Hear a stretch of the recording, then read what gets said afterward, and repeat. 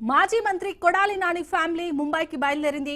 గుండె సమస్యతో బాధపడుతున్న కొడాలి నానికి మెరుగైన చికిత్స కోసం ముంబైకి తరలించారు. ఇటీవల తీవ్ర అనారోగ్యానికి గురైన కొడాలి నాని 5 రోజులుగా హైదరాబాద్లోని హాస్పిటల్లో చికిత్స పొందుతున్నారు. ఈ నేపథ్యంలోనే మెరుగైన చికిత్స కోసం ముంబై తరలించారు.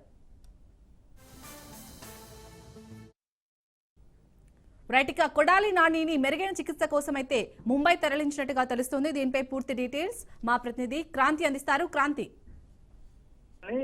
ఏపీ మాజీ మంత్రి వైసీపీ నేత కొడాలి నాని ప్రస్తుతం గచ్చిబౌలిలోని ఏఐజీ ఆసుపత్రి నుంచి డిశ్చార్జ్ అయ్యారు. వారం రోజుల క్రితం తీవ్ర అస్వస్థతో ఏఐజీ ఆసుపత్రిలో చేరిన నేపథ్యంలో అక్కడ వైద్య పరీక్షలు చేసిన డాక్టర్లు ఆయనకి గుండె సంబంధిత 3 వాల్స్ క్లోజ్ అయినట్టు నిర్ధారించారు. అయితే స్టంట్ లేదా బైపాస్ సర్జరీ కోసం సూచించిన డాక్టర్లకి సంబంధించి సర్జరీ కోసం కొడాలి నాని ఈ రోజు ముంబై వెళ్తున్నారు. ప్రత్యేక విమానంలో ముంబైలోని ఏషియన్ హార్ట్ ఇన్స్టిట్యూట్ లో ఆయనకి డాక్టర్ పాండా బైపాస్ సర్జరీ అయితే చేయనున్నారు. గతంలో మాజీ ప్రధాని దివంగత నేత మన్మోహన్ సింగ్ తో పాటు లాలూ ప్రసాద్ యాదవ్, కొనకొండ నారాయణ, రఘురామకృష్ణరాజులకి ఆ డాక్టర్ బైపాస్ సర్జరీ చేసిన పరిస్థితి అయితే ఉంది. రేపు లేదా ఎల్లుండి కొడాలి నాని సంబంధించి ఆయన బైపాస్ సర్జరీ చేసే అవకాశం అయితే ఉంది. ఇప్పటికే ఒక ప్రత్యేక విమానంలో కొడాలి నానితో పాటు ఆయన కుటుంబ సభ్యులందరూ కూడా ముంబై బయలుదేరిన పరిస్థితి అయితే ఉంది.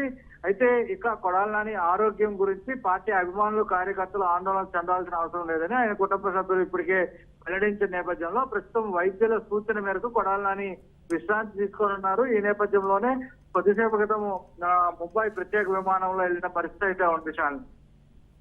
క్రాంతి, కొడాలి నానితో ఎవరెవరు వెళ్లారు ముంబై?